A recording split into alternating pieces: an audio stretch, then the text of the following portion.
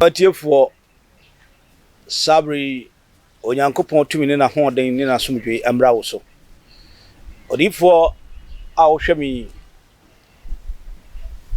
bidin di prophet Akoko na mede onyame nchi akase na mede mawo. Metrasia na onim ni amede brewo.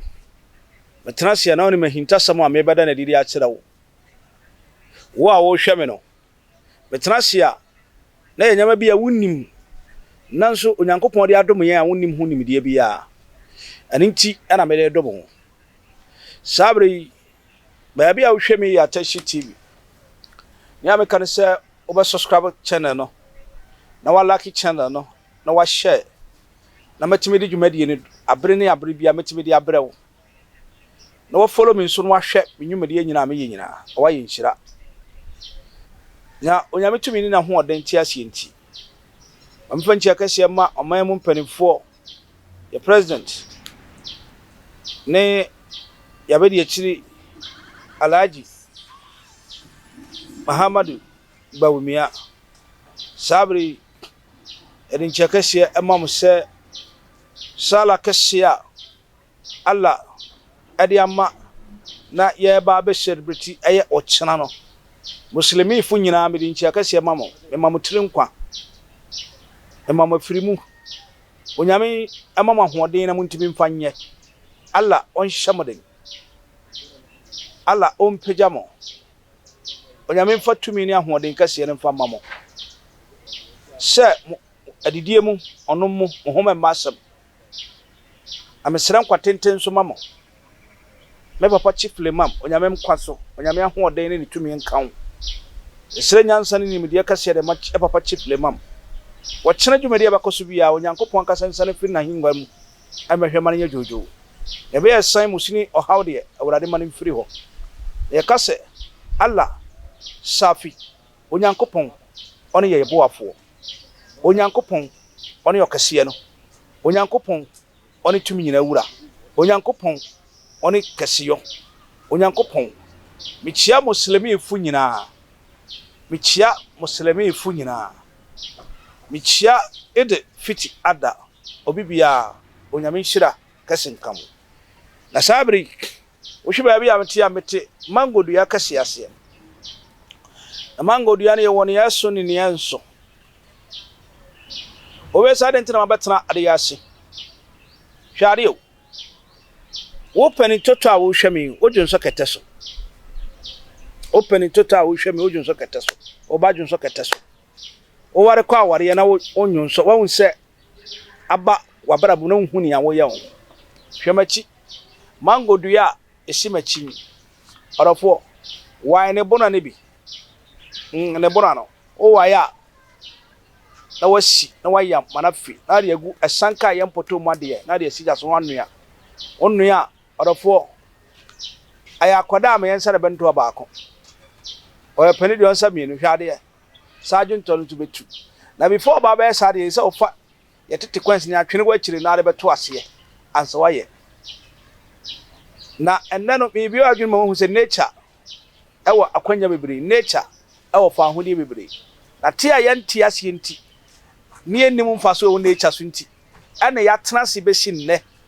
ni yan koyanim. Orofo me se me di ni prophet akwasiantwi amedasa for your God's revelation ministry no na me no kase ade chia empa abokase bekoso no nyame ne onyama ya kase na Nazareth esane abehwe ne mma ne ameka ne se odofo gibre na di machi kakrakara me kire nyama mienu bi pe eye quick notice na me de mamo kase ade ne di fo kasa e bebere sa matommo ase na me na wo kasa me mpese be bebere nti na matommo ase na me no kasante me mane nya wasum bebri hwade tie me oba sabe wanya odepua white na waya enko e ba to tie me amango dua haban ene ojama haban ene paya haban odo fasija so na nua nombi o wi ahwe bi guade na tenemu na ha bi ye wo ho bi ye beko unho de poa ne biom ena na me ne ukasa fa Akoko Mesa ho na ye kan na brenti ntimi anwie anini na se na tie nie obon se ye maame mare ye fra bibi eho a aho ene edwie ni hobiem first no hwe etiri hu se ya bo se edwie no atunkosu egwa bebre bo ga se ho ya mo camp na etutu etiri hu nyina na de eho a na haye na esia etimima ye tiri dua no bon se oyoba na esububu etimi bubu a manwini kura sa woni padua ne tiri ho edwinu etimi sa obi wa ba bi wo yiri ti a me pa cho so anko high lawyer mi kan wunim anko tori ga mebutu ni tiri so a oyi a etikudondo etikwatere kwa amanfo di tinwi se na bible ka se tinwi yoba ni onyam no tinwi yoba nkata so no ema bi de ye den mam se manya bi ni nyina sa wetiri ne ho enya manko amema bi nso ndi ni aba ne se ni tiri ho asa de yomo na ehuna mane ona me na wo kasa no tie eti odofo a wo hwe me na Akoko Mesa na me kita no ada na me kasa ya maame no de ye etu fura mu na na ko mba me pa cho wei amanwi se wonim wei unnim nti ena wo tonku to de me pa cho hwa de tobo ase na fa Akoko Mesa ya mane mfe afia hwa de fa ye nkuto no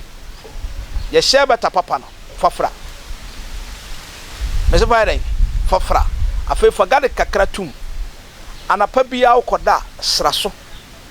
anapa wo sori as excuse me wo sori anapa sra anajo ukoda sraso wo de fa ye ba bia ho ano won sa ya fa de anwi na kuku ni nyina no ebesha se ebofu kama so panwi mo so a mese anwi to aso a ye to wegi wo to ya wa yu so apro so a 2 weeks na sa nya me so ama ona kira he ede na efesi be ma no so anwi na sa na aka katre kwa no waduro ni me ba to tie obeka se papa media ni nya enwi na asan na mo yare na achemfo yare ba na ato mitiri ho manwi nyina mitiri ho me pa cho fa Akoko Mesa eni nkuto no eni adwe aben wa chi wo fie ni yam fafra na fasra atiri ni nwi no me pa cho sa achemfo yare ba na fante fofra na achemfo yare ba akanfo friends kakawire me pa cho sa de eye mo nsam yare o ye to de ma ubetima ya enko da na wo pane na wo ba ne pane me pa cho na duru fa na fa ye me se me di ni prophet Erika kwasiantwi e brada ye kina e mpaibo kwasiada ya nonte service ya wada metena se ne amuni mi dada no me am kan se onyame kwaso onipa bia so kwaso koso follow me na di machina banyanya ma bebiri ubanyanya ma bebiri a wana nso dae hwade emama bi wo ho a emama ekuru tumi tigu prekesen ne ye ne hwe yi woje ho anye wo fi se mangwa na wo problem mema so ye wo problem eno ahu ni se jato eno ahu ni se den but eye yade a wo pa ko bopane enko baba to tie mi na tie ni yi wo de fa adwungu sijaso tio na tie Akoko Mesa gum wo de mane chia chiwia the center of adwungu no be firim wia e pato do fo tie mi anapa bia fasa adwungu no sesa be mana ekuru aba ho no ebeko e mo ade ho hware si Yesu ama mekoso a kire obeka se papa mehu no wanfa me de nya no contact hwe screen na se me contact na etwa mo ho fa na frɛ me maye ni nkomo bi ho de a ha ye kwa ho nyenya ne betimi aka wo frɛ me a ye beto aso no nyame nkonkron aba besrawo because nature awo nyame amana ba asase so eya de a eya de papa hwade wa wo ba obo brim na pempem no ento me pa cho ti Akoko Mesa kakra ti kakra bi o na fa ya alataje ne kitwa no ene nkuto yam fato akwara na pempem ana fasra akwada no no nya brim ne bo hwe won so mfa na echa anya hwinti okun na wo bre hwade opemfo a wonyima yi tie me monyema na obi de ne bɔne ahwɛ no de asra ma yew wonni bambo bia wo nature